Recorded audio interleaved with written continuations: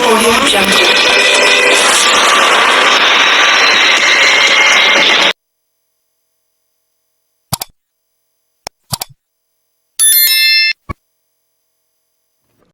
Saya setelah membuat bagian ini, saya mulai berpikir kita sebenarnya punya paradoks moderasi beragama. Moderasi beragama sangat dibanggakan oleh pemerintah, oleh Kementerian Agama, tapi ternyata pemerintah ada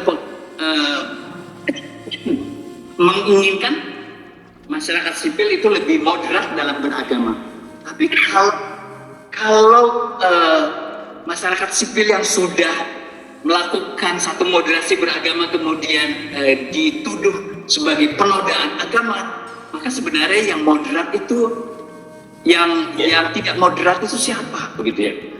Jadi ini paradoks ya, dan khawatir kalau ini nanti memang terus berekskalasi dan kemudian menjadi satu persoalan hukum dan kita kemudian mulai meragukan program moderasi beragama itu. Oke, saya berhenti di sini. Nanti kita lanjutkan saja di diskusi. Terima kasih Ibu Bapak sekalian untuk perhatiannya. Assalamualaikum warahmatullahi wabarakatuh. Waalaikumsalam warahmatullahi wabarakatuh. Menarik sekali, saya kira apa yang dipaparkan oleh Mas Budi Gunawan Rahman ini satu lanskap yang cukup lengkap, saya kira, bicara soal undang-undang PPS dan kaitannya dengan penodaan agama tadi, lalu kemudian mempersoalkan tadi sebetulnya itu tidak layak di dalam satu alam demokrasi seperti Indonesia, dan tadi menjelaskan visi Al-Zaitun yang saya kira cukup baik ya, yang menggambarkan bukan hanya satu moderasi beragama tetapi pada inklusi sosial yang sangat baik. Saya ingin memberi kesempatan saja langsung Kang Wahyudi Nafis membicarakan topik ini. Silakan Kang Nafis, waktunya berikan. Terima kasih Mas Rozi. Assalamualaikum warahmatullahi wabarakatuh. Waalaikumsalam. Alhamdulillah. Warahmatullahi wabarakatuh. Alhamdulillah wassalatu wassalamu ala Rasulillah wa ala alihi wa sahbihi mawala. Mas Budi dan teman-teman yang saya hormati, memang pembicaraan ini nantinya perlu dibicarakan secara mendalam. Namun sebagai kita sebut saja sebagai satu trigger dari wacana ini, kita adakan melalui online ini.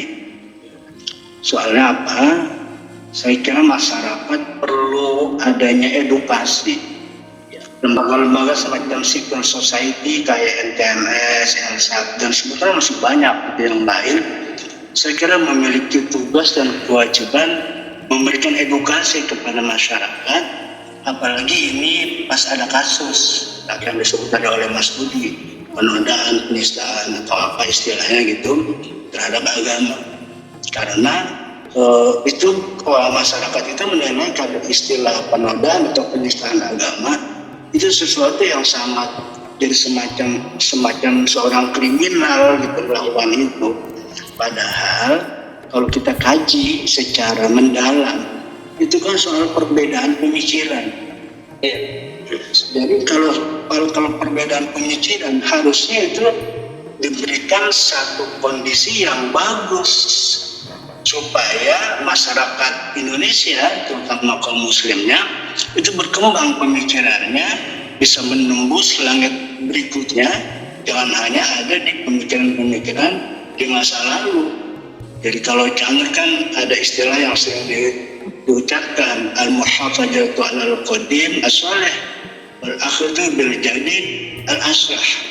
Nah, jadi al-akhdhu bil jadid al-aslahnya ini, kalau ada orang menemukan al-aslah dari sisi pemikiran, ada satu kelompok orang kemudian menuduhnya sebagai penodaan. Gitu. Ini menarik karena dari sisi apa? Dari sisi bahwa pemikiran itu dihakimi secara hukum gitu, hukum formal. Itu kalau saja dulu ada hal kayak ini, mungkin tidak akan lahir untuk imam-imam mazhab yang pikirannya berbeda-beda. Justru dulu muncul karena ada kondisi, ada iklim yang begitu bebas dalam pengertian bertanggung jawab, karena bertanggung jawab itu bisa dia pertahankan secara hukum, dasarnya segala macam. Jadi harusnya memang orang kayak Syekh Panji ini diundang untuk mempresentasikan secara mendalam tentang ide-ide yang dituduhkan kepada beliau sebagai penodaan agama.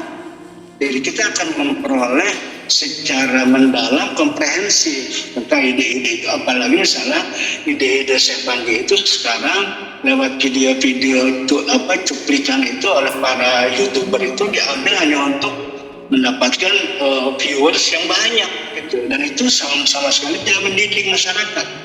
Jadi tidak memberikan edukasi yang cukup baik kepada masyarakat. Nah, kita mulai ini melalui NCMS dan LSAP ini, dan saya kira nanti Mas Budi ya mungkin kita melibatkan lembaga lain untuk melakukan satu diskusi lebih mendalam gitu yang sifatnya mungkin lain gitu. Karena apa?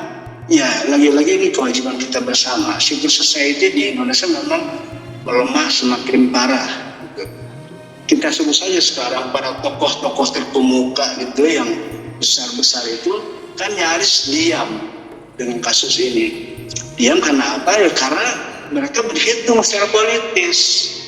Jadi umat Islam ini karena mayoritas dan mayoritas umat Islam ini kurang terlalu terlibat dalam hal informasi baik pengetahuan maupun informasi pada umumnya. Maka kalau sudah diklaim penodaan, penistaan itu dicibir oleh sebagian besar masyarakat kita. Nah jadi ya nggak apa-apa, kita yang masih kecilnya CMS misalnya, nggak apa-apa kita suarakan aja. Dan ini bukan dalam rangka melawan pemerintah, mendukung Syekh Panji atau apapun. Kita hanya ingin memberikan edukasi kepada masyarakat duduk persoalan yang sebenarnya. Itu pengantar yang pertama. Yang kedua, isu-isu pemikiran yang tadi Mas Budi sudah singgung juga, itu kan bukan isu baru. Secara akademik isu itu udah lama terjadi dan sampai hari ini. Bahkan kalau kita mau baca, saya nggak akan sebut nama, para dokter muda Indonesia yang baru datang itu lebih parah lagi kalau kita kaji isinya. Nah kalau dilihat dari sisi penodaan agama ini, saya khawatir tuh para sarjana muslim yang baru datang itu akan diproses secara hukum gitu. Karena dia menemukan satu teori, satu penemuan dengan dasar-dasar yang kuat secara ilmiah, berbeda dengan kebanyakan ulama pada umumnya, terutama ulama-ulama yang masuk dalam birokrasi. Dan misalnya soal Al-Quran saja, itu sejak zaman Imam Ahmad bin Hanbal. Lalu yang terakhir, saya kira Profesor Fazlur Rahman, gurunya Candu dan gurunya Buya Syafi'i, itu kan sudah lama sekali membicarakan soal terima kasih Mas, membicarakan soal Al-Quran. Jadi ini soal pengetahuan saya kira. Karena apa? Karena keyakinan kaum muslim terhadap Al-Quran itu sudah selesai. Al-Quran itu adalah kalamullah yang wajib dipegang dan dianut oleh seluruh kaum muslim atau yang mengaku beragama Islam. Tetapi kan berikutnya perbedaan pendapat terjadi. Nah, apakah misalnya Allah itu memang berfirman dalam bahasa Arab? Sementara kan kita tahu Allah itu qiyamuhu binafsihi, Allah tidak butuh apapun dari makhluknya. Maka di situ perbedaan mulai muncul bahwa secara makna wahyu itu dari Allah, tapi pelafalan, pengkalimatan dalam bentuk bahasa Arabnya itu merupakan perkataan Nabi Muhammad. Itu misalnya Fazlur Rahman mengatakan demikian. Nah menurut saya ide itu memang harus kita pelajari gitu, bukan lalu ditolak. Karena kalau saya pegang gagasan Cak Nur ya, Cak Nur sering sekali bilang sebuah ide sesalah dan seburuk apapun itu harus diberi kesempatan untuk muncul ke permukaan. Karena kalau muncul ke permukaan, dia akan menggunakan kritik masukan. Dan dengan kritik dan masukan itu ide itu berubah menjadi lebih baik. Karena dia akan menyerap ide-ide yang muncul atau respon yang muncul terhadap isu yang mungkin ide itu salah, ide itu kurang baik atau masih lemah dan sebagainya. Nah jadi memang pemikiran harus dihadapkan dengan pemikiran, jangan langsung dihukum gitu.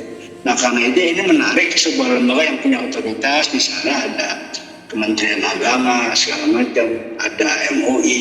Itu menurut saya sih kita undang saja itu Syekh Panji untuk mempresentasikan, untuk membahas tentang isu-isu pemikiran yang selama ini dianggap sebagai kontroversi atau malah dianggap sebagai penodaan agama. Nah tadi secara hukum penodaan agama sudah dijelaskan oleh Mas Budi Munawar. Saya ingin melakukan suatu metafor saja. Kita tahu bahwa Imam Al-Ghazali dulu melakukan proses takfir terhadap para filosof. Takfir itu bukan kafir, tapi mengkafirkan, belum tentu kafir kan. Cuma ini menarik menurut saya karena di abad pertengahan, akhir pertengahan, sampai kemudian munculnya Ibnu Rus dengan tahabut itu pemikiran dijawab dengan pemikiran. Dan menarik misalnya ketika Imam Al-Ghazali mengatakan para filosof itu dikafirkan karena 3 hal. Pertama, karena meyakini bahwa Tuhan itu sekarang sudah tidak ikut campur alias pensiun terhadap kehidupan alam semesta. Karena Tuhan telah menciptakan hukum-hukum alam sunnatullah begitu canggih sehingga terjadi dengan sendirinya sesuai dengan sunnatullah. Jadi Tuhan sudah tidak ikut campur lagi dalam kehidupan kita. Itu menurut para filosof yang pertama.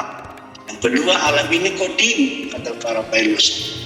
Jadi Tuhan sebagai khalik tidak mungkin dia ada tanpa makhluk. Karena itu adanya berbarengan menurut para filosof, tetapi istilahnya berbeda. Kalau untuk Tuhan wujuduhu li zatihi, kalau untuk makhluknya wujuduhu li ghairihi.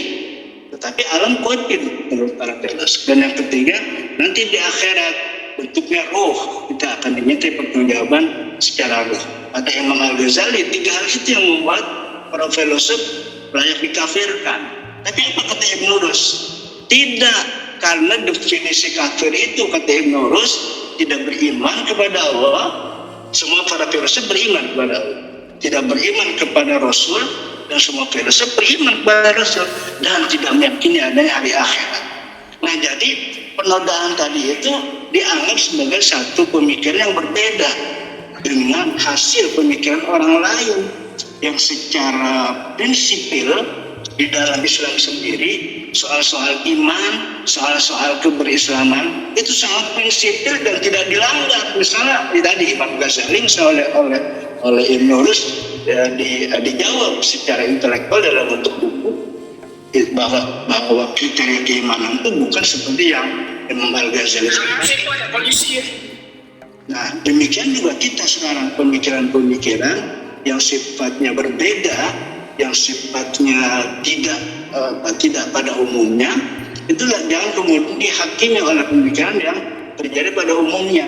Tentu kemaslahatan memang menjadi penting, karena itu cara menyampaikan perbedaan itu juga harus diiringi dengan kebijaksanaan yang secukupnya supaya orang tertarik untuk kemudian bertanya, mendalami tentang ide-ide ini.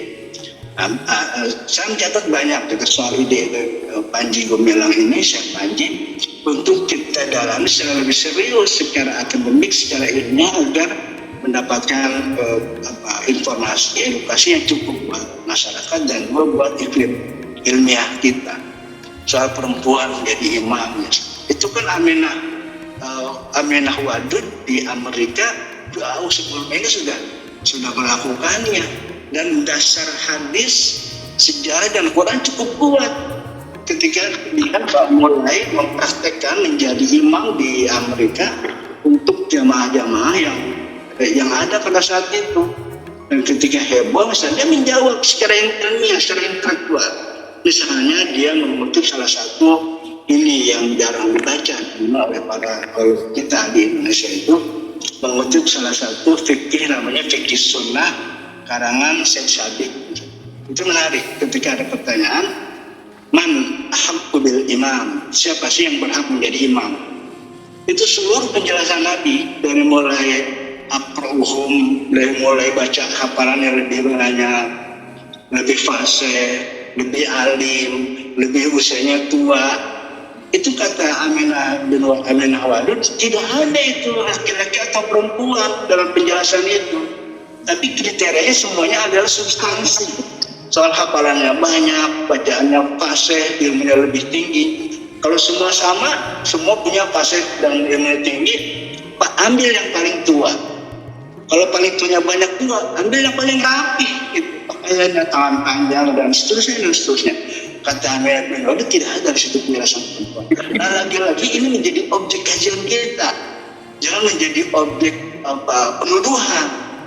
Karena kalau perbedaan berpikir apa dasarnya jelas, itu jangan langsung kita melontarkan satu tuduhan yang mengerikan gitu, sehingga orang tidak berani lagi berpikir berbeda. Nah ini agak bahaya memang, karena menyangkut kebebasan berpikir yang bertanggung jawab ini, itu kemudian menjadi mati gitu. Bertanggung jawab itu artinya dia tidak hanya asal ngomong, tidak hanya asal menyuarakan perbedaan, tapi dia punya dasar-dasar. Nah itu yang pertama soal isu-isu. Jadi kalau saya sih secara baik lembaga maupun pribadi, kita perlu mengadakan satu kajian diskusi tentang hal-hal isu-isu yang kita bahkan kita list, bukan hanya isu yang oleh Syekh Panji itu dibicarakan, tapi isu-isu lain. Soal yang dulu pernah heboh misalnya tentang catatan hariannya Ahmad Wahid yang mengatakan aku lebih baik kafir, kata Ahmad Wahid, daripada mukmin, daripada Islam karena tidak berpikir. Jadi itu kan heboh begitu. Nah itu coba kita kaji, karena Al-Quran sangat memuliakan bagaimana kita berpikir dan menggunakan rasionalitas.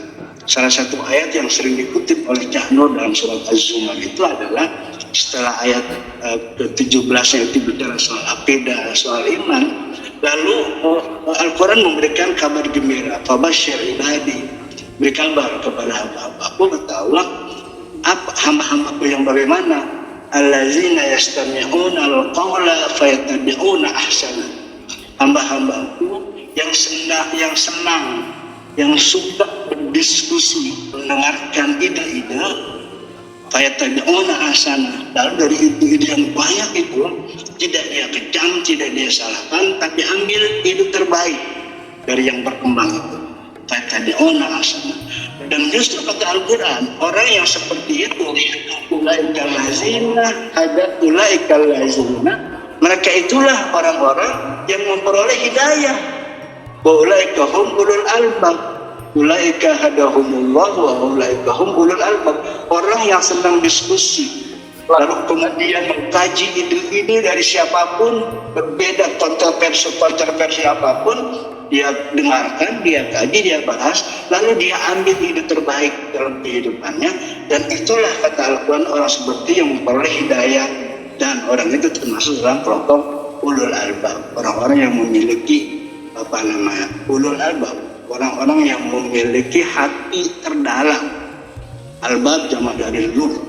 Itu kalau kata Imam At-Tirmizi kan ada 4 hati itu, dari mulai sodar, qalb, fuad, lub. Dan lub jamaknya albab itu sering dipakai oleh Al-Quran tentang pemahaman yang mendalam. Jadi kalau kita memiliki itu, kita akan menarik kalau ada ide berbeda dari kebanyakan orang, itu justru menjadi konsumsi untuk kita bahas bersama. Nah nanti baru kemudian kita jelaskan kepada banyak orang tentang ide-ide ini. Dan memang kemaslahatan harus kita atur, karena itu menyuarakan ide-ide ini juga orang-orang yang tidak setuju kepada ide-ide ini harus memperhatikan aspek emosi masyarakat kita, karena masyarakat Islam Indonesia kan tingkat intelektualitasnya sangat beragam. Ada yang kalau menerima ide-ide berbeda itu langsung marah, ada yang mengkajinya, ada yang menerimanya, dan itu biasa. Ketika Al-Quran memperkenalkan kepada masyarakat jahiliyah tentang konsep amar ma'ruf nahi mungkar, itu kan sama. Jadi yang disebut ma'ruf zaman jahiliyah itu adalah bicara sesuatu yang sudah diketahui, yang sudah dianut oleh banyak orang, itu disebut ma'ruf. Makanya kalau kita bicara ma'ruf, para ulama membut-langut, karena kita mengulangi pengetahuan mereka, kita membahas apa yang sudah mereka ketahui, itu ma'ruf dulu. Kalau yang mungkar, mereka bicara berbeda dari yang mereka kenal selama ini. Mereka baru dengar ini ngomong apa ini? Kok beda ya sama kita? Lalu oleh Allah diberikan pemahaman, oleh Al-Quran diberikan pemahaman yang bahwa ma'ruf itu adalah sesuai hukum dan perintah Allah. Mungkar itu adalah melanggar atau menjalankan larangan-larangan Allah. Karena artinya apa? Karena kita ngomong berbeda itu kalau dia memang memiliki pemikiran yang salah, bukan berbeda. Karena berbeda belum tentu salah. Perbedaannya abadi. 4 mazhab yang populer saja itu kalau kita kaji lebih mendalam, perbedaannya banyak yang kritikal itu. Soal batal wudu, soal soal sholat, rukun-rukun salat, rukun wudu. Itu kalau kita sekarang lihat dalam keadaan semangat seperti yang pada masyarakat kita sekarang, itu sangat kritikal perbedaan itu. Tapi mereka muncul dengan kekuatan masing-masing dan kita dibolehkan untuk mengikuti salah satu dari pendapat itu. Jadi menurut saya sebagai satu pengantar, memang kita harus membuka mind kita, harus membuka pikiran kita, bahwa kalau kita mendengar apapun, ide apapun, kita harus mulai dengan satu sikap yang ingin tahu ada curiosity pada kita untuk kenapa orang itu menyuarakan ide ini, ada apa dalam agama, ada apa dalam pengalamannya, dan adakah sejarah-sejarah masa lalu yang pernah terjadi terhadap ide ini. Memang banyak presiden buruk ya dalam dalam semua agama, bukan hanya Islam. Banyak ulama-ulama yang tidak setuju pada penguasa, dipancung dan sebagainya.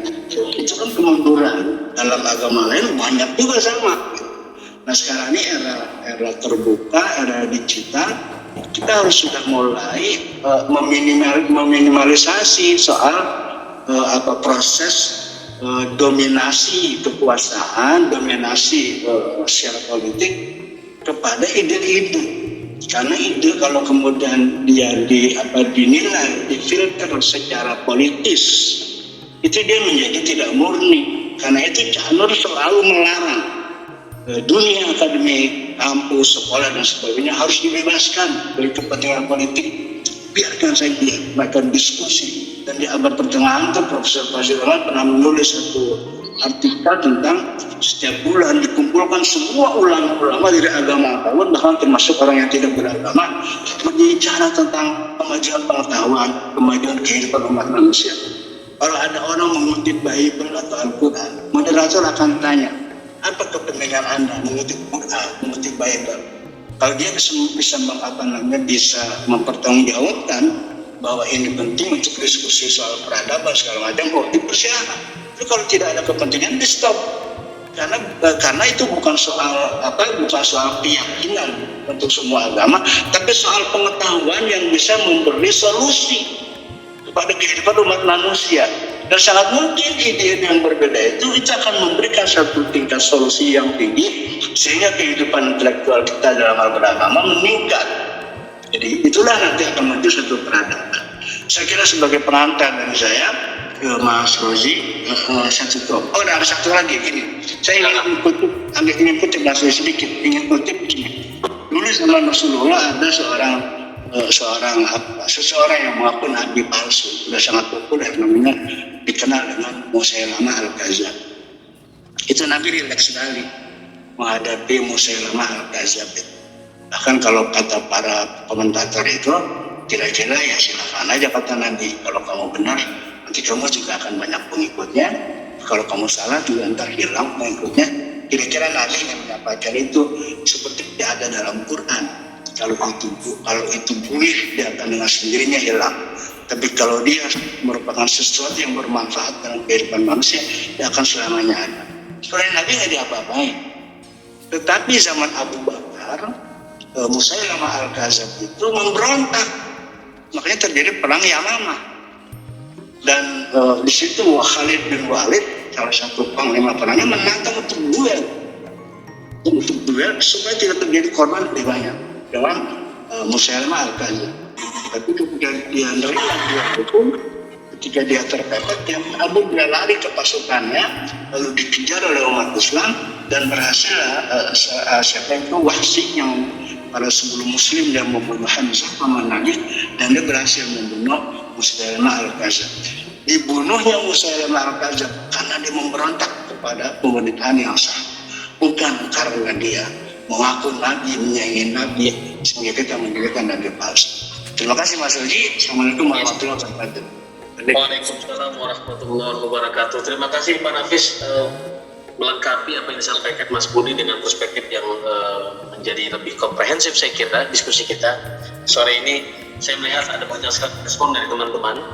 Ini membicarakan semacam paradoks beragama, lalu kemudian bicara mengenai edukasi bagi masyarakat, dan juga saya kira yang paling penting tadi disampaikan oleh beberapa teman bahwa edukasi itu bukan hanya pada masyarakat sebetulnya, tetapi juga kepada para penegak hukum. Beberapa waktu yang lalu kita ada diskusi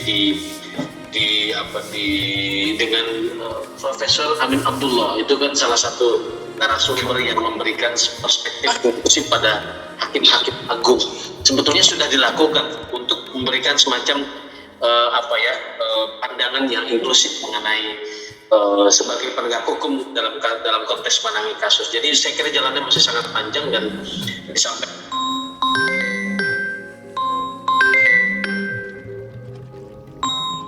Nafis dan Mas Budi itu memberikan satu lanskap beragama bermasyarakat kita yang sangat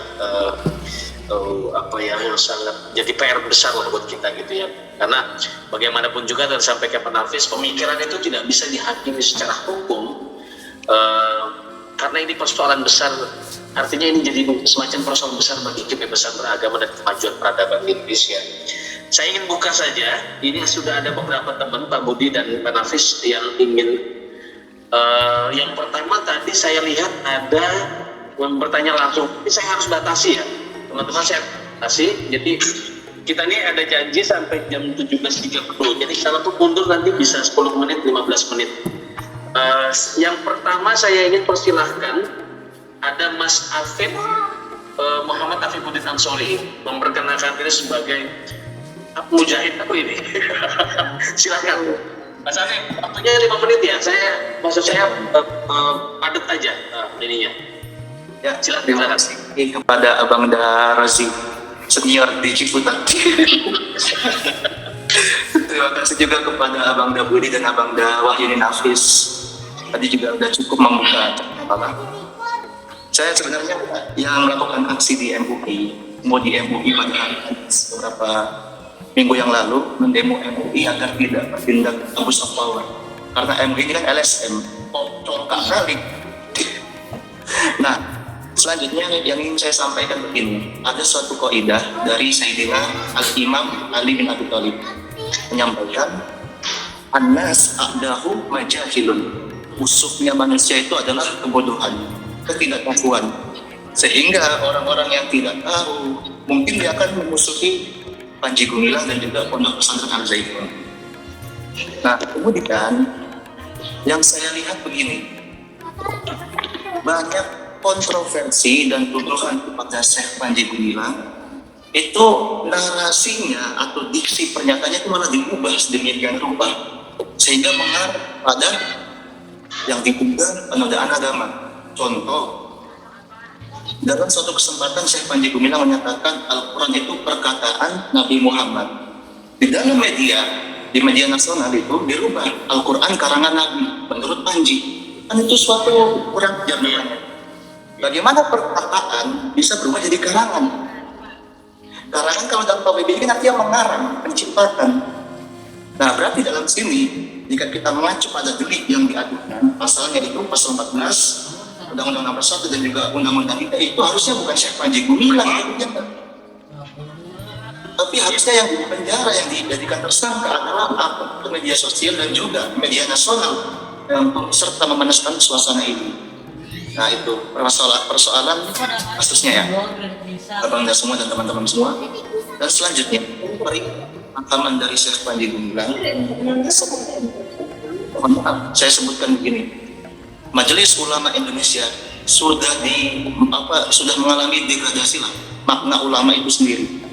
Jika kita lihat bersama makna ulama yang ditafsirkan oleh Haji Abdul Malik Karim Amrullah, Buya Hamka, dan juga gurunya Cak Nur di Masjid Al-Azhar waktu itu, beliau menyampaikan ulama itu ya seorang ahli pikir, hanya budaya setempat lah yang mempersempit ulama itu sendiri.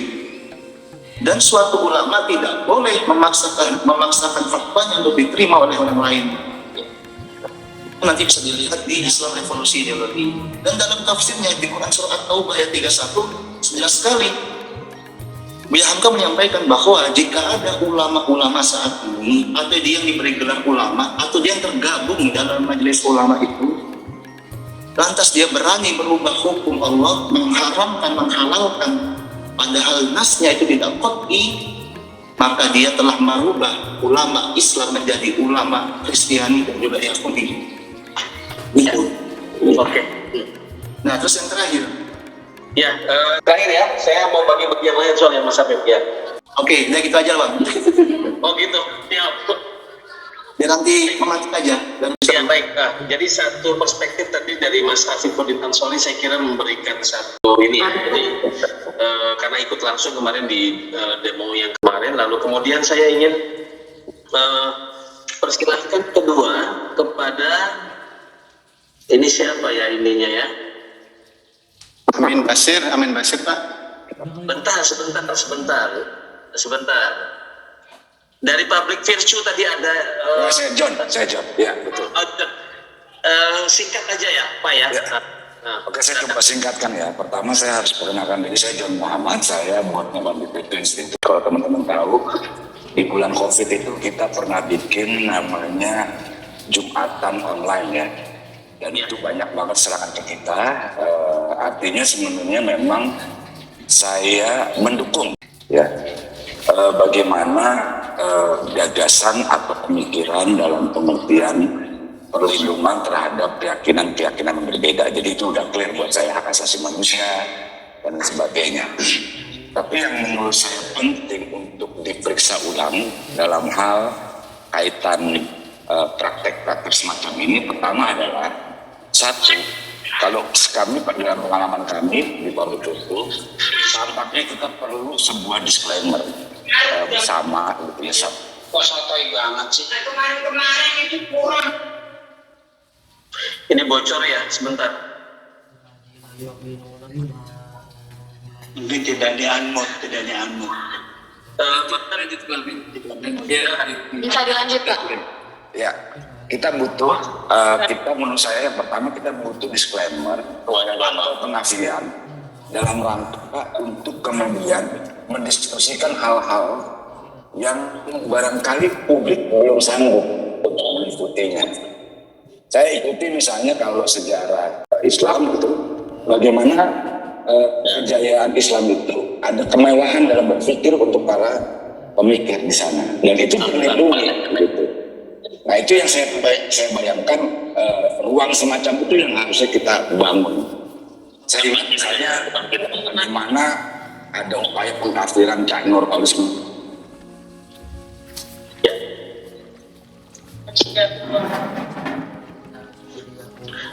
Pak John Muhammad suaranya hilang-hilang. Saya dimatikan terus Pak, saya secara otomatis tadi. Oke. Jadi saya pengen bilang bahwa pentingnya disclaimer dalam mendiskusikan pemahaman-pemahaman yang katakanlah kritis atau butuh pengetahuan yang cukup. Jadi umum itu menurut saya tidak langsung kemudian berhadapan dengan pemikiran-pemikiran baru.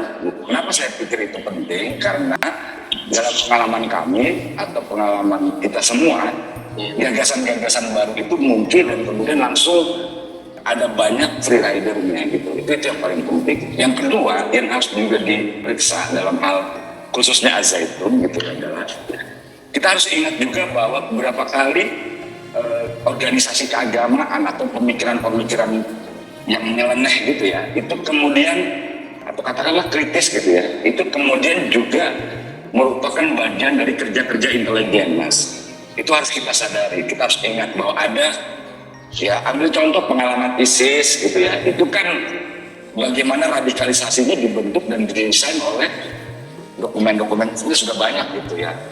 Itu dibuat sebagai satu operasi intelijen dengan nama operasi lebah gitu. Jadi memang menurut saya kita harus periksa baik-baik. Kalau dalam konteks ini saya secara pribadi, karena saya juga masih punya keluarga gitu ya di Al Zaitun gitu, saya pengen bilang bahwa penting untuk kemudian memeriksa aspek kriminal atau scam yang pernah dilakukan Al Zaitun dan kaitannya dengan NII, gerakan NII tahun 90-an. Atau bahkan kerja-kerja intelijen. Itu yang saya pengen masuk, bukan pada konteks pemikiran. Saya hormati pemikiran dan gagasan itu. Itu aja Mas, saya pengen bahas itu aja. Ya, baik, terima kasih Pak John. Mungkin nanti Mas Budi, Mas Nafis bisa cerita soal, kan sebelum ini ketemu juga dengan Pak Mahfud MD ya, cerita soal NII-nya atau soal ini. Berikutnya Pak Ahmed Basir tadi ya.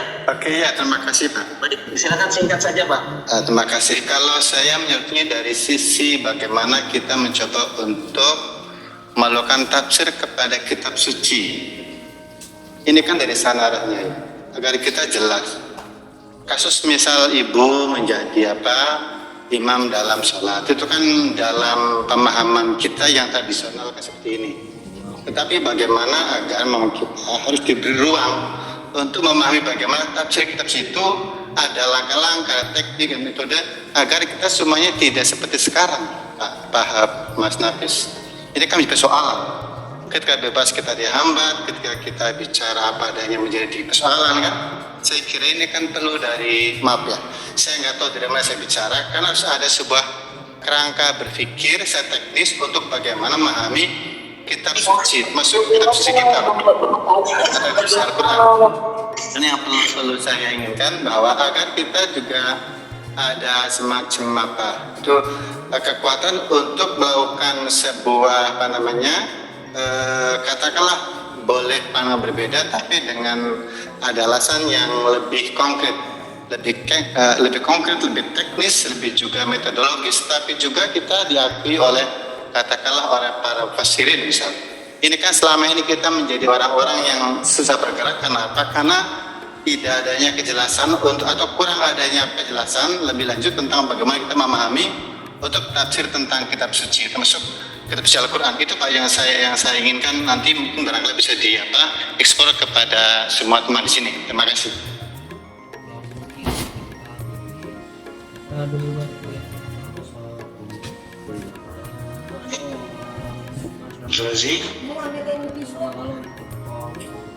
Iya Pak, itu apakah dengar Pak dari saya dari sini? Iya, dengar Pak. Terima kasih Pak Ahmed Basir atas tanggapannya. Selanjutnya mohon izin Pak Nafis dan Pak Budi, apakah ingin ditanggapi atau sekalian satu lagi? Sekalian aja karena waktunya sudah. Oke, baik. Silakan dari ini ya, Bu Esti, silakan Ibu, singkat saja Ibu. Oh iya, saya mengikuti Al Zaitun ya, karena pernah terpapar dalam masalah ini tahun 2000-an, jadi soal NII dan bagaimana praktek pengumpulan uang itu saya bersaksi ya, saya tahu itu. Saya mengikuti acara ini, pertanyaan saya banyak informasi yang masih kosong buat saya. Penjelasan dari Pak Budi dan siapa itu memberikan informasi baru. Nah, pertanyaan saya itu tadi, apakah ini persoalan salah baca? Kalau menggunakan framing terhadap kesalahan bagaimana diletakkan, ini kan fatal sekali ya.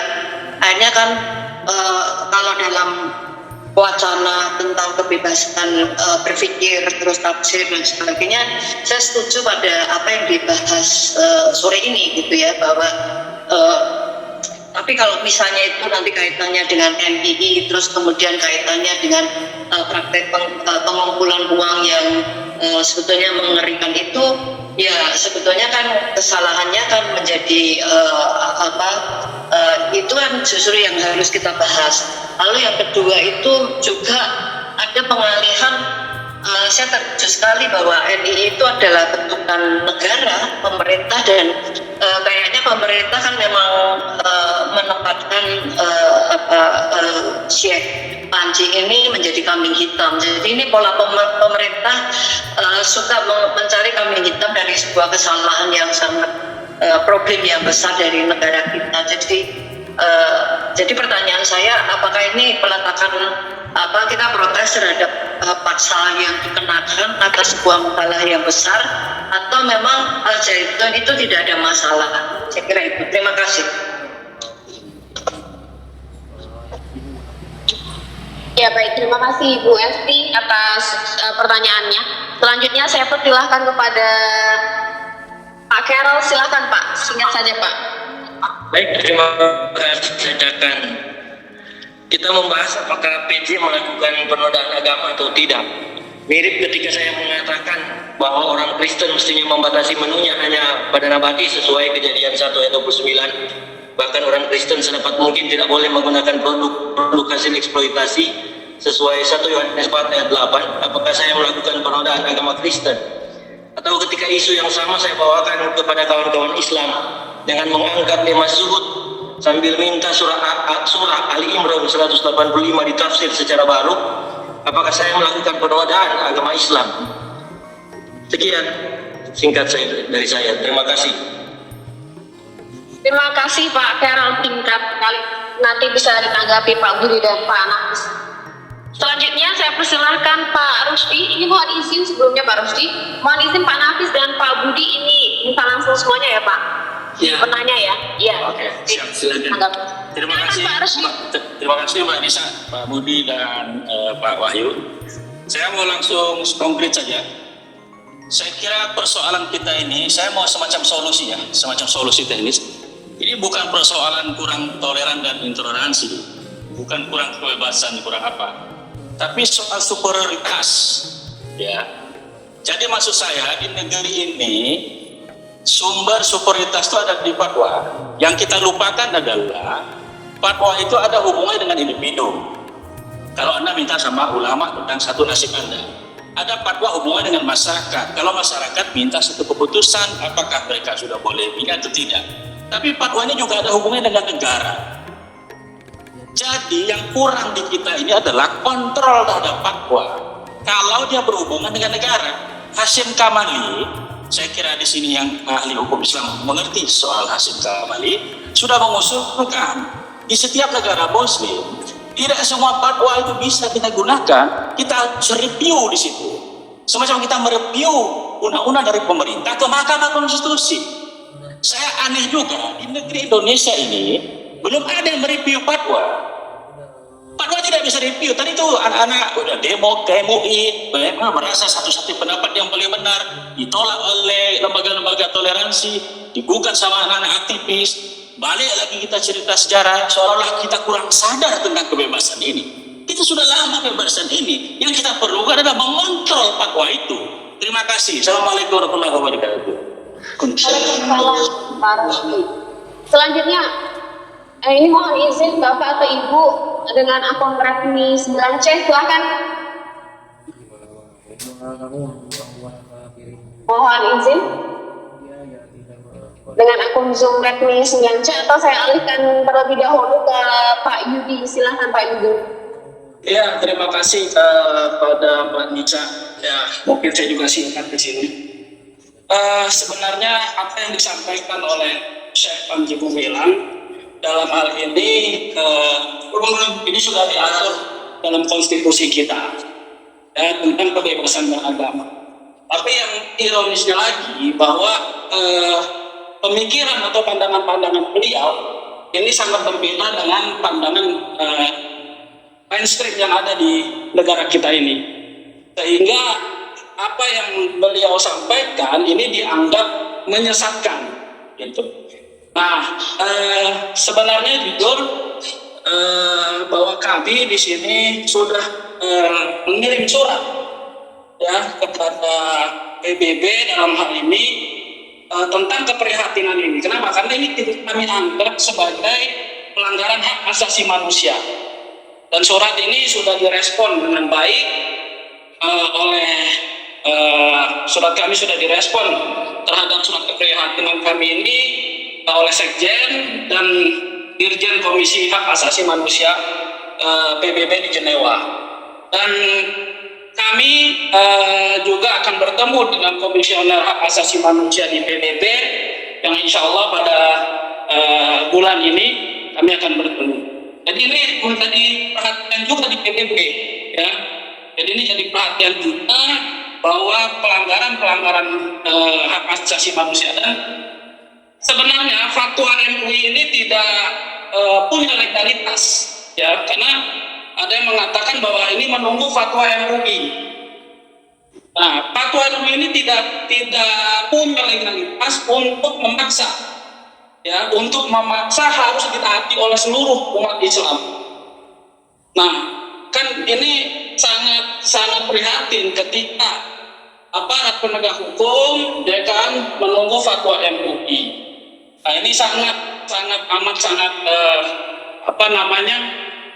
kebebasan beragama yang sudah diatur dalam konstitusi kita ini tidak bisa berjalan dengan bagaimana mestinya. Mungkin itu yang bisa saya sampaikan. Sedikit saya tambahkan juga bahwa di tahun 2017 bahwa Pak Menko Polhukam kita dulu kalau tidak salah dia masih menjabat sebagai Ketua Mahkamah Konstitusi, dia mengatakan bahwa fatwa MUI tidak bisa disamakan dengan hukum positif.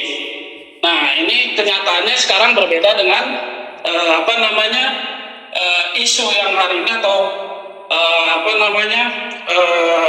yang sedang berkembang ini lebih mengerucut kepada fatwa MUI, ya. Ini jadi prihatin, dan mungkin ayo bagi para pemuka agama yang memang, dan ini pesantren loh, ya, Al-Zaitun ini lebih kepada pesantren gitu, ya. Ini mungkin itu sih yang sedikit saya sampaikan. Terima kasih Mbak Nisa. Halo Pak Yudi, terima kasih. Ada beberapa catatan ya, khususnya gimana posisi fatwa MUI di negara ini ya untuk menangani kasus-kasus ke depannya. Selanjutnya masih ada 2 penanya, saya persilahkan kepada Kak Amelinda. Silahkan Kak atau Kak ya? Sorry, saya pakai akun lupa tadi ganti nama. Saya perkenalkan, saya mau Tohir. Ya. Saya alumni Al-Zaitun tahun 2000.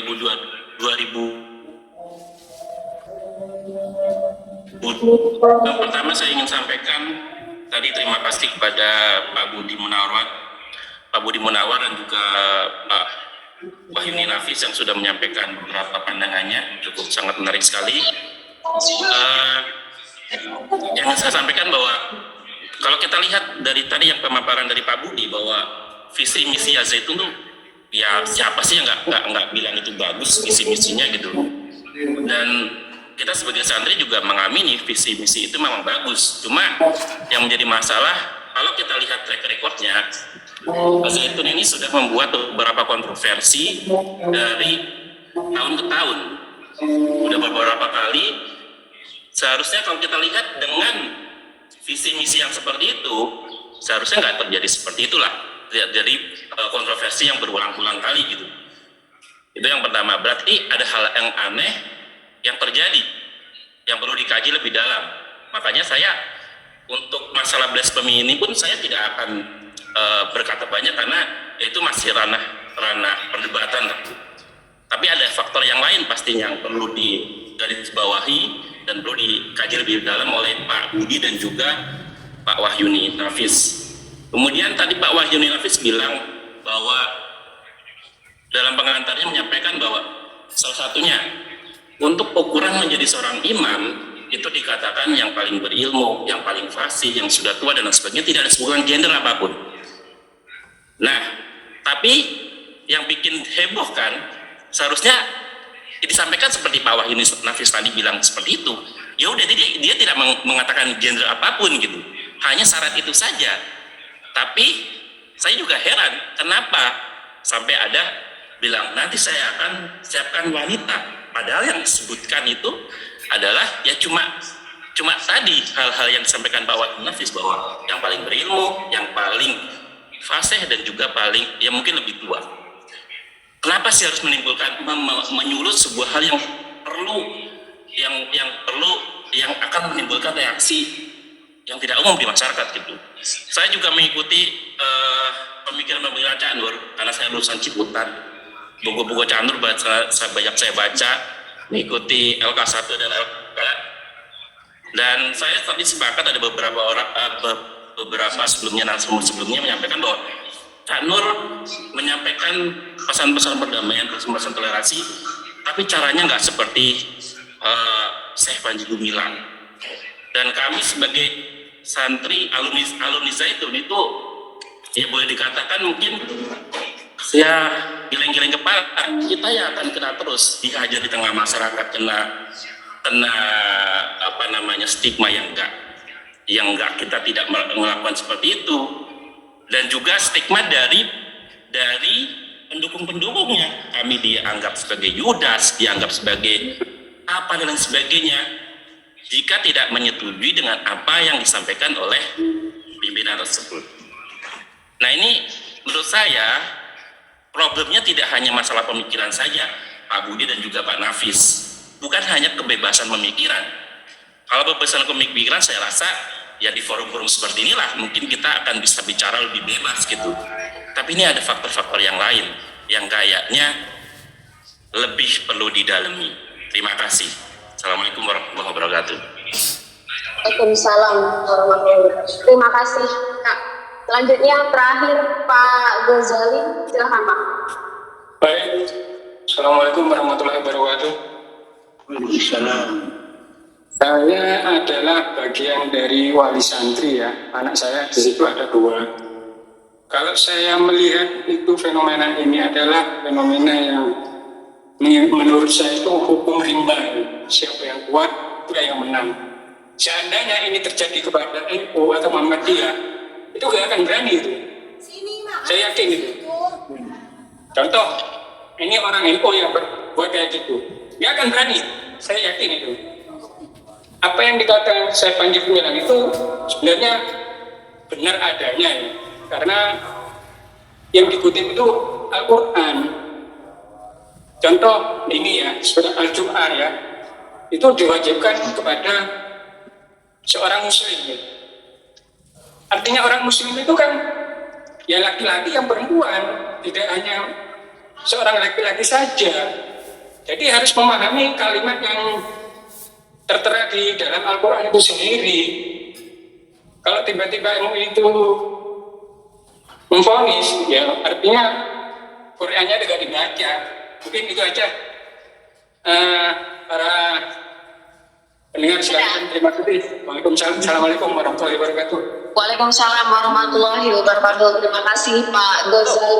Menarik sekali, ada beberapa penanya tadi sekitar 7 atau 8 dengan berbagai macam perspektif ya, pro dan kontranya, atau mungkin juga masukan-masukan, rekomendasi-rekomendasi yang nanti akan bisa kita kerjakan bersama-sama, baik LSM maupun perorangan atau individu yang berada di beberapa lembaga.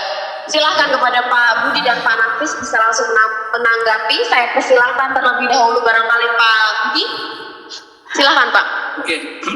Terima kasih Nisa, terima kasih Ibu Bapak sekalian, sahabat-sahabat yang sudah memberikan komentar. Saya akan mengomentari balik pendek-pendek ya, karena waktunya sudah menjelang maghrib. Jadi pertama mungkin kita perlu memfokuskan bahwa yang kita bicarakan ini di forum ini adalah persoalan penodaan agama. Itu yang pertama kali ya, seperti judulnya ya.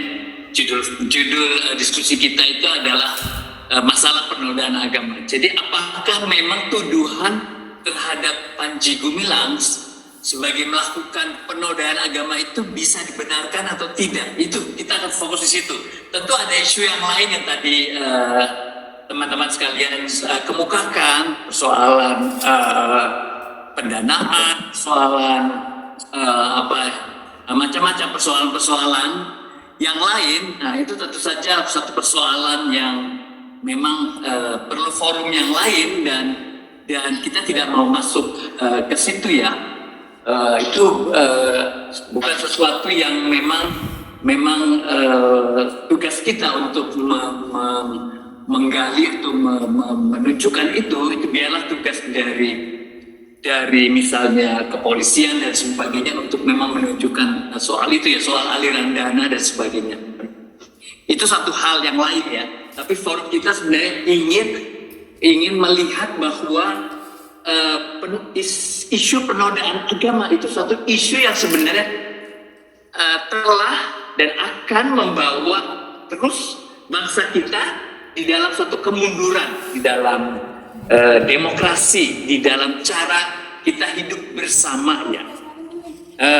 Tadi di chat room misalnya ada yang mengatakan apakah memang mayoritas itu selalu benar begitu ya. Persoalannya bukan mayoritas minoritas, tapi dalam soal ini mayoritas atau majority itu selalu majority rule, tapi minority rights itu perlu mendapatkan tempat. Mayoritas pasti berkuasa seperti dengan jelas, karena dalam demokrasi mayoritas pasti berkuasa, dia punya suara lebih banyak, dan minoritas itu harus dihargai, harus mendapatkan hak-haknya. Majority rules, minority rights. Nah, dalam soal penodaan agama itu minoritas akan mengalami diskriminasi, dan dalam contoh Panji Gumilang ini akan sangat jelas dan akan kelihatan nanti, atau sudah kelihatan terang benderang sebenarnya.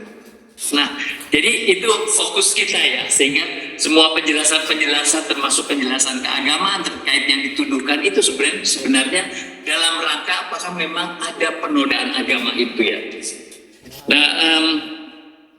Nah, saya akan komentari beberapa komentar ya. Misalnya melakukan tafsir kitab suci ya dari Pak Amin Basir ya. Memang menafsirkan kitab suci itu ada caranya ya, ada satu metodenya ya, dan selalu sebenarnya ada perkembangan baru yang selalu dituntut, sehingga dalam pemahaman kitab suci kita pun menjadi lebih berkembang. Penafsiran kitab suci di abad pertengahan dengan penafsiran kitab suci di zaman sekarang tentu saja akan berbeda ya. Nah, masalahnya di dalam pemahaman keagamaan kita di Indonesia itu seringkali kita berhenti di abad pertengahan, berhenti pada penafsiran ulama yang tertera pada kitab-kitab, dan kita menganggap kitab-kitab itu sesuatu yang suci dan tidak bisa lagi dibongkar kembali.